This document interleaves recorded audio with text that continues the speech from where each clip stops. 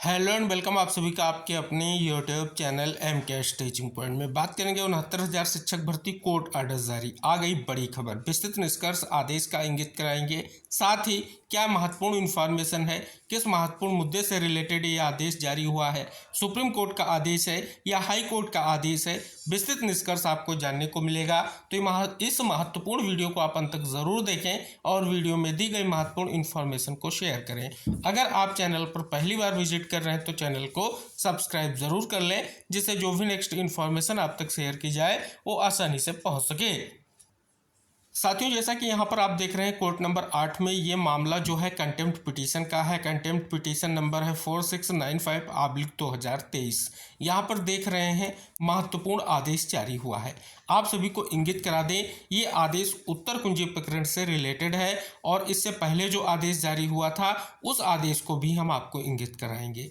तो यहाँ पर देख रहे हैं ये जसप्रीत सिंह सर की बेंच का ये आदेश है, क्योंकि पिछली सुनवाई जो है आप सभी को पता है ट्रांसफ़र हो करके आपकी जो सुनवाई लिस्टेड हुई थी, सुनवाई हुई, जो अब आदेश है वो बहुत इंपॉर्टेंट है। क्या क्या निष्कर्ष है आइए जानते हैं। यह याचिकाओं का एक समूह है जिन्हें दिनांक 18/4/2025 के आदेश के अनुसरण में सूचीबद्ध करने का निर्देश दिया गया है, जिसमें प्रतिवादी संख्या 7 को अपना व्यक्तिगत हलफनामा दायर करने का निर्देश दिया गया था। ऐसा न करने पर उसे आरोप तय करने के उद्देश्य से इस न्यायालय के समक्ष उपस्थित होना होगा। दिनांक 18/4/2025 के उपरोक्त आदेश के अनुसरण में प्रतिवादी संख्या 7 ने अपना व्यक्तिगत हलफनामा दायर किया है, जिसे रिकॉर्ड पर लिया गया है। यानी व्यक्तिगत हलफनामा आ चुका है, जो बहुत ही महत्वपूर्ण है। आगे इंगित कराया गया है, पूर्व आदेश के अनुसार इस मामले को अन्य संबंधित याचिकाओं के साथ जो है 14/5/2025 को सूचीबद्ध करें। तो यानी फाइनली वो महत्वपूर्ण जो है निष्कर्ष आपको देखने को मिल रहा है कि यहाँ पर जो है एफिडेविट फाइल कर दिया गया है, जिसको लेकर के पिछला आदेश दिया गया था। अब आइए जान लेते हैं 18/4/2025 का वो महत्वपूर्ण आदेश जो आप सभी लोगों के लिए यानी बहुत बड़ा निष्कर्ष लेकर के आया। यहाँ पर देख रहे हैं यह आदेश आप सभी के समक्ष है। यह सुनवाई जस्टिस राजीव सिंह सर की बेंच में हुई और यहाँ पर अगर देखेंगे आवेदक के विद्वान अधिवक्ता एवं विद्वान स्थायी अधिवक्ता को सुना। न्यायालय की अवमानना अधिनियम की धारा 12 के तहत यह आवेदन रिट ए संख्या 8056/2020 पर पारित दिनांक 20/12/2021 के निर्णय और आदेश की जानबूझकर अवज्ञा का आरोप लगाते हुए दायर किया गया है। पॉइंट नंबर 3, आवेदक के विद्वान अधिवक्ता ने दलील दी है कि यह मामला माननीय सर्वोच्च न्यायालय में पहले ही तय हो चुका है और राज्य सरकार द्वारा सभी अभ्यर्थियों को एक प्रश्न के लिए 1 अंक भी दिया जा चुका है।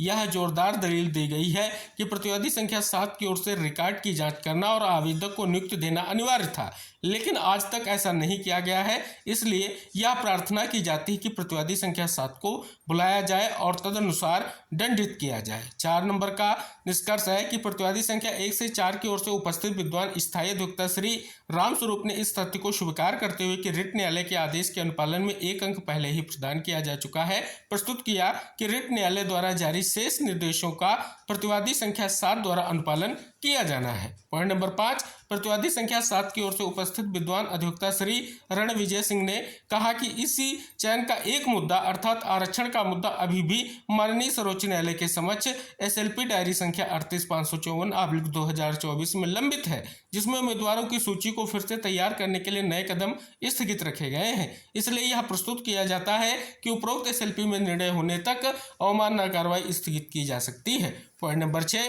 प्रतिवादी संख्या 7 के विद्वान अधिवक्ता द्वारा दी गई उपरोक्त दलीलों के जवाब में आवेदक के विद्वान अधिवक्ता ने SLP संख्या 9046/2022 में विविध आवेदन संख्या 2053/2023 में माननीय सर्वोच्च न्यायालय द्वारा पारित दिनांक 25/9/2023 के आदेश को प्रस्तुत करते हुए कहा कि उक्त आवेदन का निपटारा माननीय सर्वोच्च न्यायालय द्वारा इस टिप्पणी के साथ किया गया था कि यद्यपि आवेदन की योग्यता पर कोई आदेश पारित नहीं किया जा रहा है, फिर भी पक्ष लंबित अवमानना कार्रवाई में अपने उपायों को आगे बढ़ाने के लिए स्वतंत्र है। इस प्रकार यह प्रस्तुत किया जाता है कि वर्तमान कार्रवाई को स्थगित नहीं किया जा सकता। पॉइंट नंबर 7, आवेदक के विद्वान विद्वान स्थायी वकील प्रतिवादी संख्या 7 के लिए उपस्थित विद्वान वकील द्वारा प्रस्तुत दलीलों पर विचार करते हुए और रिट कोर्ट के आदेश के साथ साथ SLP संख्या 9046/2022 में विविध आवेदन संख्या 2053/2023 में माननीय सर्वोच्च न्यायालय द्वारा पारित दिनांक 25/9/2023 के आदेश का अध्ययन करते हुए इस मामले को 5/5/2025 को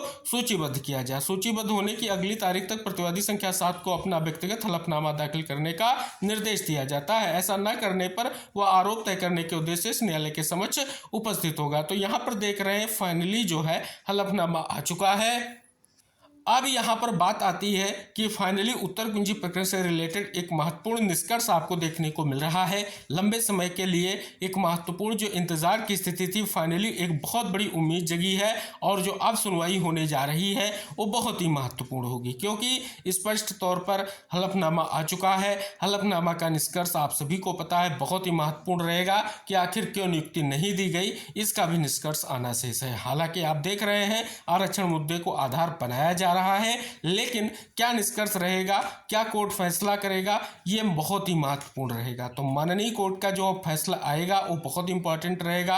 हलफनामा आ चुका है जैसा कि आदेश में भी स्पष्ट है, तो अगली सुनवाई बहुत ही महत्वपूर्ण होने जा रही है। तो फिलहाल इस महत्वपूर्ण निष्कर्ष को आप जरूर देखें। इस विशेष सूचना को देखने के साथ ही आप वीडियो को शेयर जरूर करें सभी साथियों तक, क्योंकि विविध मुद्दों को लेकर के अभी भी कहीं ना कहीं हमारे साथियों का इंतजार बना हुआ है। अगर बात कर ली जाए आरक्षण मामले को लेकर के सुप्रीम कोर्ट के फैसले का इंतजार जारी है, उसी तरीके से EWS प्रकरण पर भी लगातार सुनवाई हो रही है और हाईकोर्ट डबल बेंच में नेक्स्ट डेट पर महत्वपूर्ण सुनवाई के साथ साथ निष्कर्ष का इंतजार जारी है। तो फिलहाल इस महत्वपूर्ण वीडियो को शेयर करते हुए चैनल को सब्सक्राइब कर लीजिए, क्योंकि भर्ती से रिलेटेड कोई भी नेक्स्ट इन्फॉर्मेशन होगी तो सबसे पहले आपको शेयर की जाएगी। इसी आशा और विश्वास के साथ हम नेक्स्ट वीडियो में फिर उपस्थित होंगे। तब तक के लिए बाय बाय, टेक केयर साथियों।